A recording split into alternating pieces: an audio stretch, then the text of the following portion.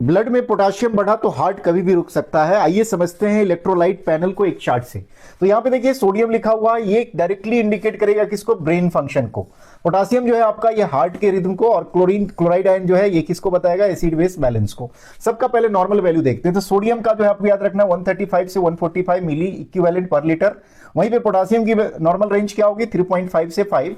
Chloride ion जो होगा वो 98 से 106 होगा, इसे याद रखेंगे। अब क्लिनिकल कोरिलेशन को समझ लीजिए। अगर सोडियम लो है, पोटाशियम लो है और क्लोराइड आयन क्या है, लो है, तो यहाँ पे वोमिटिंग और डायरिया जो है ये इंडिकेट करेगा।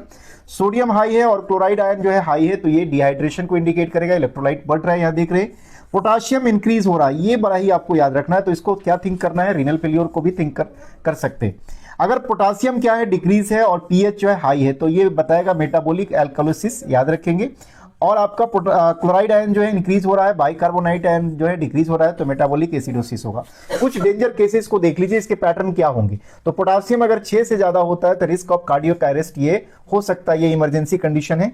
पोटासियम अगर लो भी होता है तो ये क्या है, एरिथमियाज को कॉज करेगा, पैरालिसिस भी हो सकता है पेशेंट को। सोडियम अगर 125 से कम होगा तो ये ब्रेन रिस्क को बताएगा और बढ़ाएगा।